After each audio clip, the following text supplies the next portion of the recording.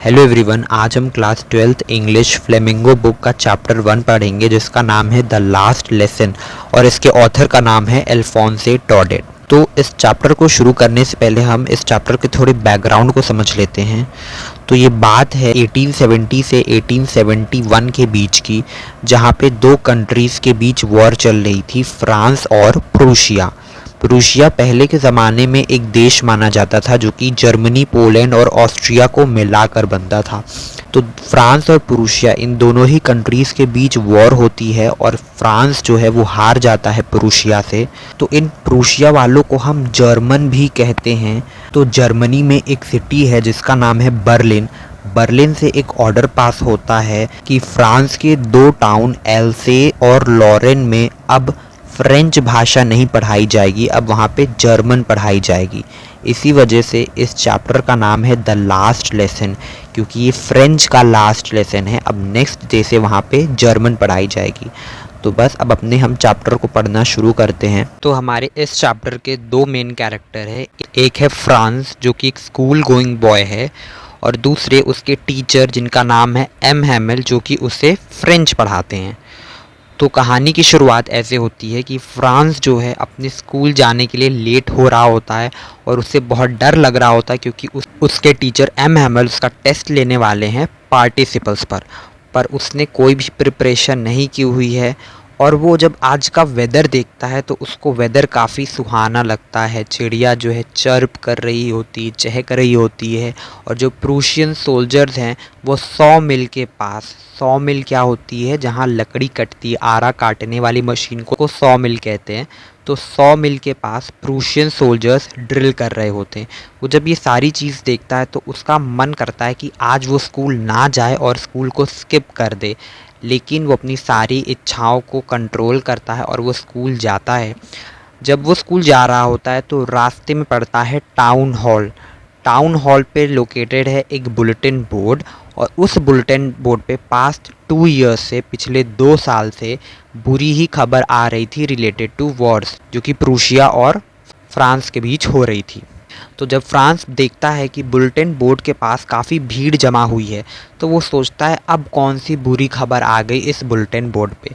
फिर उसको पीछे से एक आवाज़ आती है जो कि एक ब्लैक स्मिथ वॉचर, एक लोहार की होती है। कहता अरे फ्रांस, स्कूल आराम से जाओ, कोई देरी नहीं हुई है।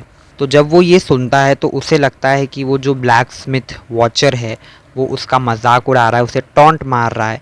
इसके बाद जैसे ही जब हमारा फ्रांस अपने स्कूल पहुंचता है तो आज उसको अपने स्कूल का एनवायरनमेंट काफ़ी अलग लग रहा होता है। क्यों? रोज़ाना जब वो स्कूल जाता था तो उसको एक हसल बसल की आवाज़ आती थी, या फिर बच्चे जो है अपना लेसन्स रिवाइज़ कर रहे होते, या फिर टीचर का रूलर डेस्क पे पीटने की आवाज़ आती थी, इन सब की आवाज़ आती थी। पर आज ऐसा बिल्कुल भी नहीं था। आज बिल्कुल एकदम शांति थी, जैसे संडे मॉर्निंग हो, ऐसा लग रहा था। फिर वो विंडो से झांक कर देखता है कि उसके सारे फ्रेंड्स जो है, सब लोग उसके क्लासमेट, सारे बच्चे सीट पर बैठे हुए हैं। अब वो डरते डराते एम हैमल के परमिशन लेता है और अंदर आता है क्लासरूम के अंदर। उसे लगा था कि एम हैमल उसे बहुत डांटेंगे, लेकिन ऐसा कुछ भी नहीं होता है। उससे एम हैमल कहते हैं कि बेटा तुम लेट हो गए, कोई बात नहीं, तुम आओ अपनी सीट ले लो, हम तुम्हारे बिना ही लेसन स्टार्ट करने वाले थे। तो फ्रांस काफ़ी शॉक्ड हो जाता है कि एम हैमल ने मुझे डांटा क्यों नहीं, और वो जैसे ही क्लासरूम में बैठता है वो हो जाता है शॉक्ड। क्यों? क्योंकि वो देखता है कि आज उसके टीचर एम हैमल जो है अपने स्पेशल क्लोथ्स में हैं, यानी कि वो क्लोथ्स जो यूजुअली एम हैमल उसके टीचर स्पेशल ओकेजन पर या फिर प्राइज़ डे या फिर इंस्पेक्शन डे पर पहन कर आते थे, पर वो आज वो ड्रेस पहन कर आए थे। और उन्होंने क्या पहना था? उन्होंने पहना था ग्रीन कोट, फ्रिल्ड शर्ट और ब्लैक सिल्क कैप। और जो क्लासरूम का माहौल था वो काफ़ी सीरियस लग रहा था और स्ट्रेंज लग रहा था। और फ्रांस जैसे ही अपनी क्लास के पीछे देखता है, यानी कि अपने बैक बेंचेस पे देखता है, तो वो और भी ज़्यादा सरप्राइज हो जाता है देख के कि आज बैक बेंचेस पे तो बैठे हैं विलेज के एल्डर पीपल बैक बेंचेस पे बैठे हुए हैं। कौन है वो लोग जो बैक बेंचेस पे बैठे हैं? ओल्ड हॉसर, फॉर्मर मेयर और फॉर्मर पोस्ट मास्टर। और जितने भी लोग थे वो सब काफ़ी सैड दिख रहे थे। और जो हॉसर था उसने पहना था 3 पॉइंटेड हैट, और जो हॉसर था उसने एक पुरानी बुक ओल्ड प्राइमर भी लेकर आया हुआ था जिस पर उसने अपना चश्मा रखा हुआ था। तो अब उसके टीचर मिस्टर एम हैमल एक बिग अनाउंसमेंट करते हैं क्लासरूम में कि कल से अब उनके स्कूल में फ़्रेंच नहीं पढ़ाई जाएगी, जर्मन पढ़ाई जाएगी। क्यों? क्योंकि बर्लिन से ऑर्डर आया है। बर्लिन क्या है? एक सिटी है जो कि जर्मनी में प्रेजेंट है। वहाँ से एक ऑर्डर आया है कि फ्रांस के दोनों टाउन एल्सेस और लॉरेन, फ्रांस जो बच्चा था वो कौन से टाउन से था याद रखना, वो एल्सेस का था, वहाँ पे अब फ्रेंच नहीं पढ़ाई जाएगी, वहाँ पे जर्मन पढ़ाई जाएगी।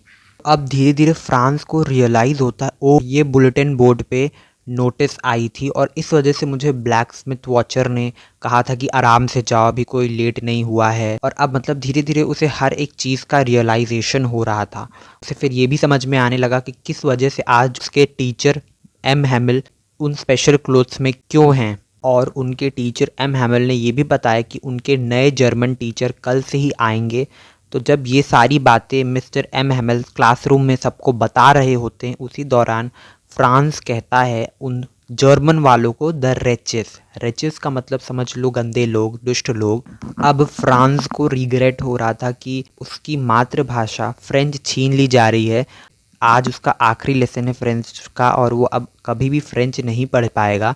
तो उसे काफ़ी रिग्रेट हो रहा होता है कि क्यों मैंने अपना टाइम वेस्ट किया, और वो कौन कौन सी चीज़ें थी जिसकी वजह से वो टाइम वेस्ट करता था और पढ़ाई नहीं करता था। फ्रांस जो है कभी कभार वो चिड़ियों के अंडे उनके घोंसलों से निकाल लेता था, और या तो फिर वो खेलने निकल जाता था। और आज वो बुक जो इससे कभी पहले बिल्कुल भी पसंद नहीं आती थी, उसको काफ़ी प्रीशियस लग रही थी। फ्रांस जो है काफ़ी दुखी हो जाता है ये सोच के कि आज वो अपने टीचर को आखिरी बार देखेगा, क्योंकि उसके टीचर अब शहर छोड़कर चले जाएंगे। तो अब फ्रांस को समझ में आ रहा था कि क्यों बैक बेंचेस पे विलेजर्स बैठे हैं। विलेजर्स इसलिए बैठे हैं बैक बेंचेस पे क्योंकि जो मिस्टर एम हैमिल हैं वो लास्ट 40 ईयर से इस स्कूल में पढ़ा रहे हैं।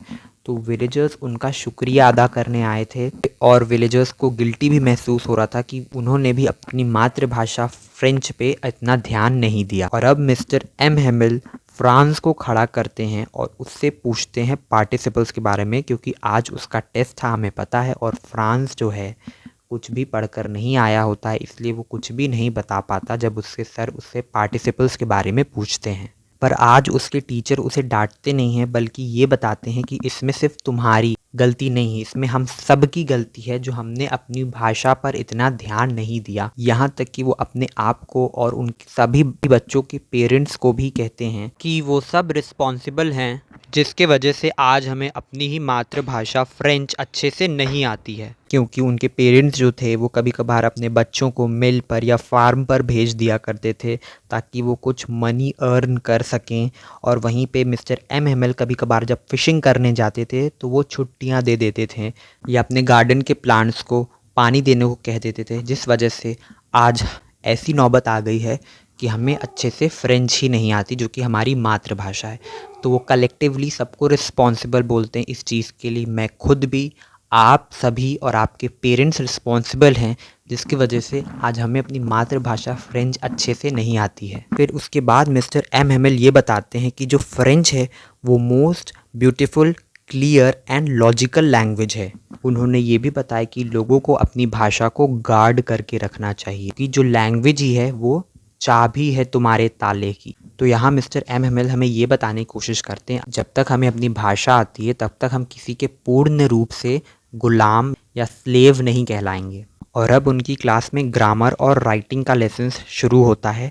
उस दिन फ्रांस को हर एक चीज़ समझ में आ रही होती है, वो काफ़ी केयरफुली सुन रहा होता है जो एम हैमिल पढ़ा रहे होते हैं। या तो उस दिन एम हैमिल बहुत अच्छा पढ़ा रहे थे कि वो चाहते थे उनके पास जितनी भी नॉलेज है वो आज दे दें, ऐसा मालूम पड़ रहा था। अब उनकी राइटिंग प्रैक्टिस के लिए उन सभी बच्चों को नई नई कॉपी दी गई, जिसमें वो सब बहुत आराम से एल्सेज फ्रांस लिख रहे थे।